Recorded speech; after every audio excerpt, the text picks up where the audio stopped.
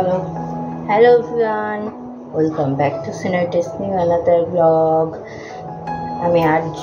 High, ঠিক আছে, তোমরা কেমন আছো? আশা করছি খুব ভালো আছো।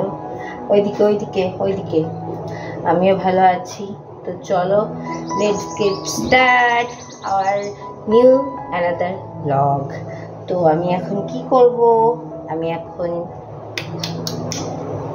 দুধও খাবো, তাই না? সকালবেলা উঠে গেছে, অনেকক্ষণ আগেই আমাদের চা টাকা হয়ে গেছে। আমি এখন এটা খাবো। তো চলো আজকে সকাল থেকে ব্লগটা স্টার্ট করি। প্রচণ্ড গরম, আমি তো ঘেমে গেছি, ছেলেও ঘেমে যাচ্ছে। তো এখন বাজে প্রায় 10টা, আর ও তো সকালে উঠে গেছে। তো সকাল থেকে এটা এখন ফার্স্ট টাইম খাওয়াবো। তো এর আগে খাওয়াইনি, এখন যখন প্রয়োজন পড়ে তখনই ওকে খাওয়াই। মোটামুটি তাও অনেকবারই হয়ে যায় খাওয়ানো। তো চলো আজকে সাথে কী বলছি সেটা তোমাদের সাথে অবশ্যই শেয়ার করবো, আর সাথে তো আজও থাকছেই। চলো স্টার্ট করা যাক।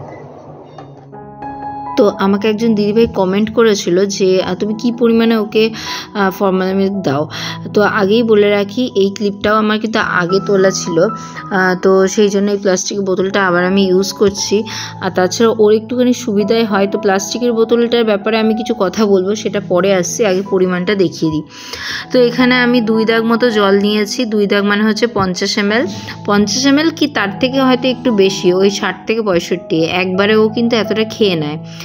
আর 25 ml এর জন্য 1 চামচ করে আমাকে ডাক্তার বলে দিয়েছে যে এক দাগ মানে 25 ml এর জন্য 1 চামচ করে। তো টোটাল আমি 2 দাগে 2 চামচ দিই, মানে হচ্ছে 50 ml কিন্তু 2 চামচ দিই।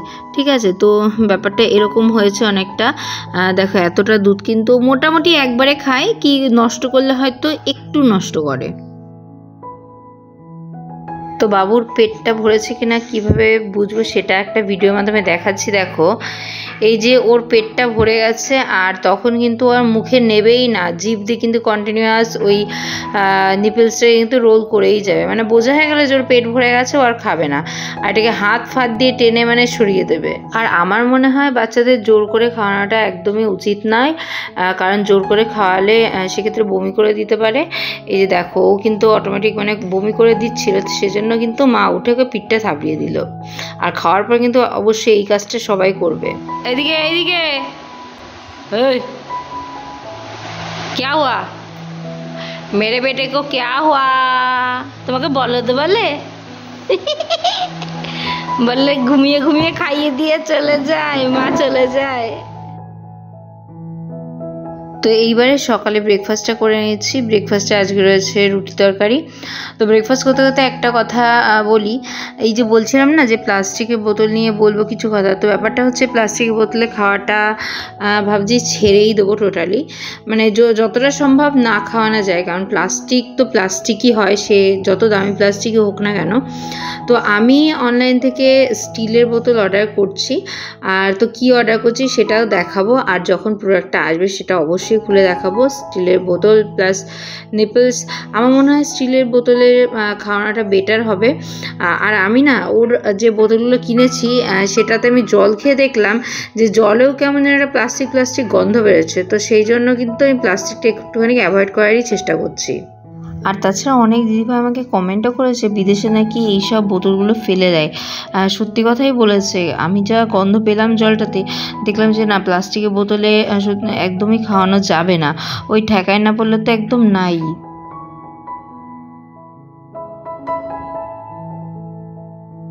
তো আমি কিন্তু এখন ছেলের জন্য কাপ কেয়ারের এই বেবি ওয়াইপসটা ইউজ করছি। এটাতে 80খানা ওয়াইপস রয়েছে টোটাল প্যাকেটে, আর এটাতে রয়েছে ভিটামিন ই, জোজোবা অয়েল, আর হচ্ছে অ্যালোভেরা। ঠিক আছে, তো এটা কিন্তু আমি ছেলেকে অনেকবারই ইউজ করেছি, আমার কিন্তু ছেলে কখনো র্যাশ বা এসব কিচ্ছু বেরোয়নি।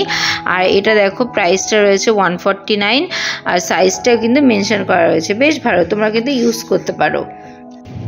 কি মেক করেছে, আমার কি মজা হচ্ছে আজকে, শিওর আমি বৃষ্টিতে ভিজবো।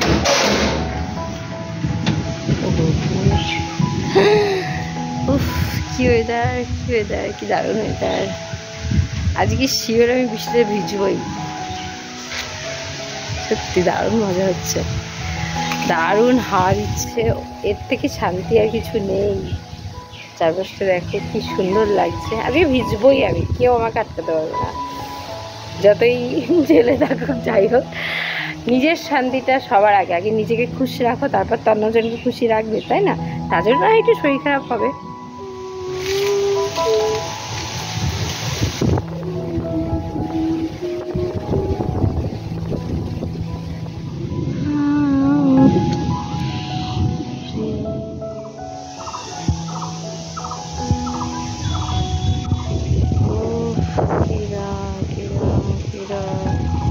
তো এরপর নিচে চলে এলাম।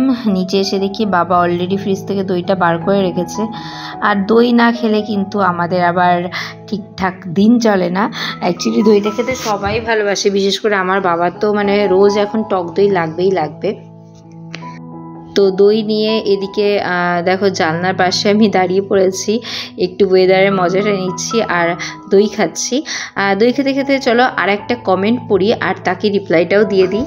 তো রিমা রয় বলে একজন কমেন্ট করেছে, দিদি তোমার ছেলেকে সর্ষের তেল দেবে না, এত গরমের জন্য র্যাশ বেরোচ্ছে। আমার মেয়েকে ডক্টর সর্ষের তেল মাখাতে বারণ করেছে, তুমি কোনো মাসাজ অয়েল মাখাতে পারো দিদি, দেখবে আর র্যাশ বেরোবে না, কিছু মনে করো না দিদি।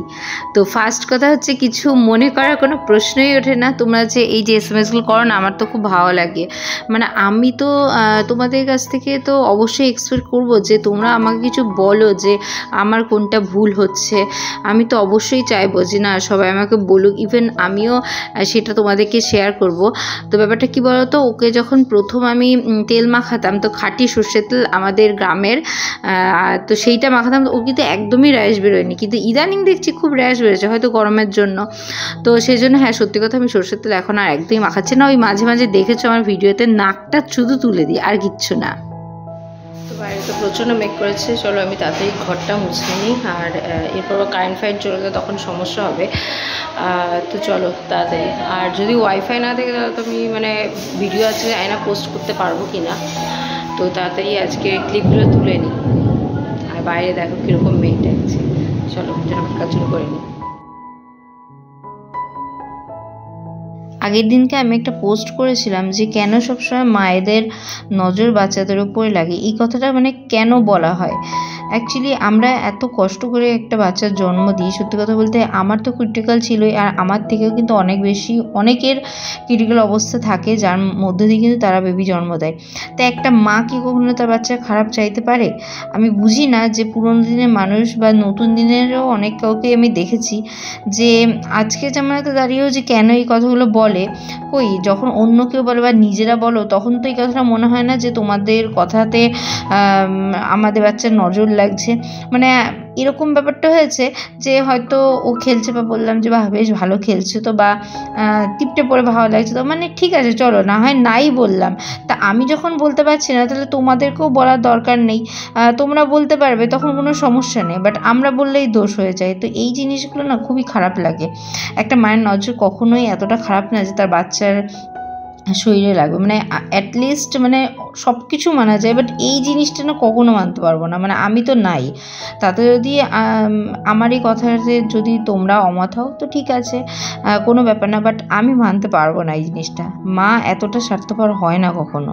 ভিডিওর মাধ্যমে কথাগুলো বলে না আমি অনেক শান্তি পাই, কারণ সত্যি কথা বলতে আমি অনেক কথা আছে মানে কাউকে বলতে পারি না, মানে সিরিয়াসলি বলছি, মন থেকে বলছি কথাগুলো যে আমি বলতে পারি না। হ্যাঁ আমার নিজস্ব পার্সোনাল কিছু বেস্ট ফ্রেন্ড আছে, আমি তাদেরকে বলি, বাট সব তো একদম পাই টু পাই বলা হয়ে ওঠে না। তো কিছু প্রতিবাদ করার জন্য একটা ভালো জায়গা পেয়েছি যেখানে আমি মনের কথা মানে উজাড় করে বলি, কারণ এটা আমার ইউটিউব চ্যানেল, আমার ভ্লগ, আমার ভিডিও। তো এখানে আমার খারাপ লাগাগুলোতে মানে সত্যি আমি স্বাধীনভাবে তোমাদের সাথে শেয়ার করতে পারি। হ্যাঁ জানি এরপর হয়তো অনেক পজিটিভ বা অনেক নেগেটিভ কমেন্ট পাবো, বাট ঠিক আছে চলো, সবার যে সব কিছু একদম ভালো লাগবে এরকম কোনো কথা নেই, বাট তোমাদের সাথে শেয়ার করে কিন্তু আমার সত্যি অনেক রিল্যাক্স লাগে। আর নিজের মা কিন্তু কখনো সন্তানের খারাপ চায় না, এটা যে যাই বলুক। আর আমি জানি আমি কি স্ট্রাগলের মধ্য দিয়ে আমার ছেলেকে নিয়ে এসেছি।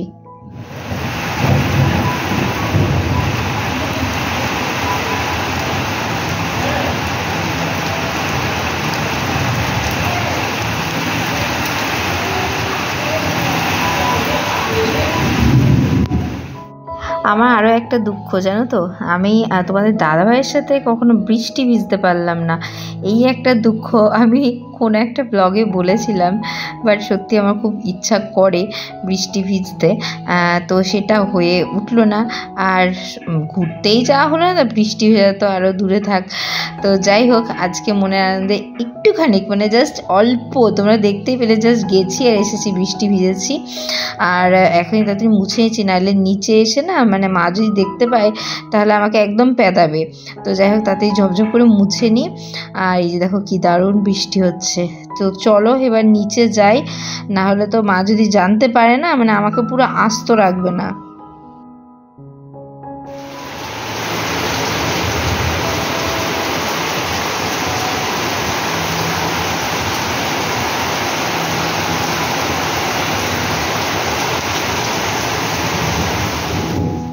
তো এবার নিচে এসে যে জামা কাপড়গুলো ছিল, মানে প্রতিদিন তো আমাদের জামা কাপড় কাচাই হয়, তো বেশিরভাগ কিন্তু মাই কাচে, বেশিরভাগ মানে টোটালটা মাই কাচে।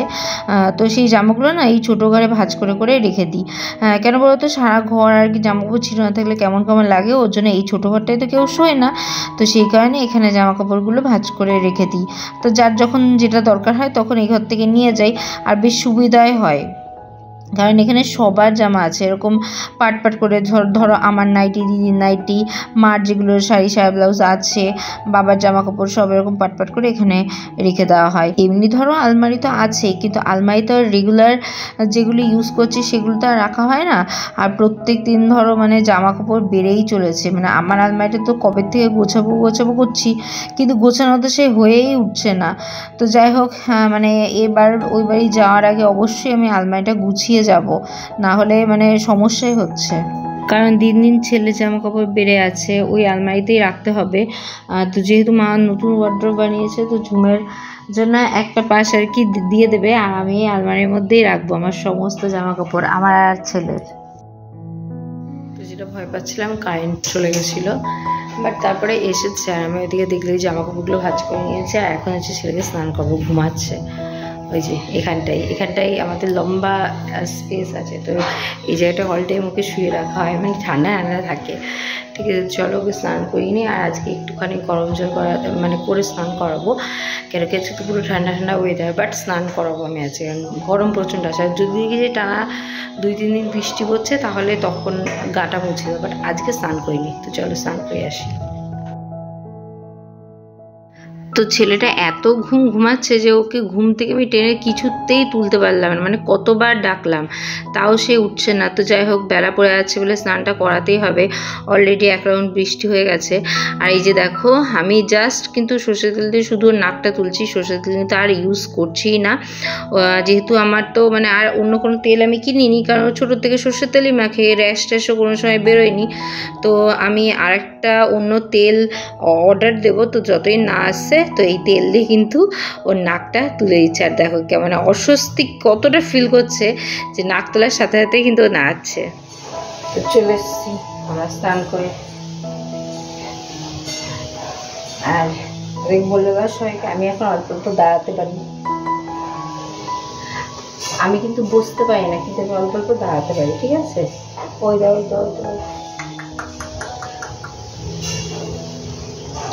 দাঁড়িয়ে আছে, কি দিয়ে দেবে, পাউডার কোটোটা দেখছে। তো আমি এখানে বলে রাখি, আমি হচ্ছে জনসন পাউডার ইউজ করি, ঠিক আছে? তো সুন্দর করে এটাতে ভরে রেখেছে, কি কিউট না? বলে দাও, আমি জনসন পাউডার ইউজ করি, ঠিক আছে? আর এই যে দেখো, ও বুঝতে পারে না, কিন্তু এরকম ভর দিয়ে দাঁড়াতে পারে, সত্যি এটা দাঁড়াতে পারে। দেখছি কন্টিনিউয়াস পাউডারটা দেখছি। আজকে টিপতে আমি ঠিক মতো পড়াতেই পাইনি, একটুখানি পড়াতে গেছি, আর খুব কান্নাকাটি করছে। আর আমি ঠিক আছে চলো একটু পরে পড়াই, ঠিক আছে? চলো টিপটা ভালো করে পড়িয়ে দিই। দেখি, দাঁড়া,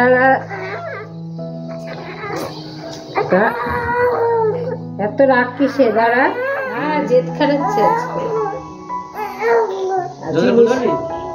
আজকে বেশি জেদ খাটাচ্ছে।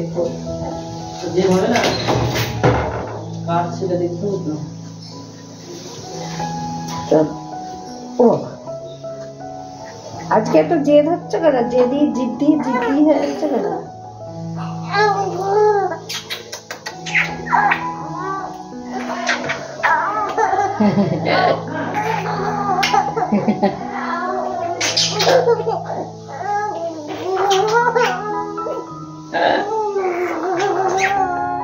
তো পুচকুর গলায় এভাবে চুমু দিলে কিন্তু ও ভীষণ হাসে। আর ওইদিকে দেখো বিপ্লবদা চলে যাচ্ছে ভোট দিতে, ওর ওইদিকে তো আজকে ভোট আছে।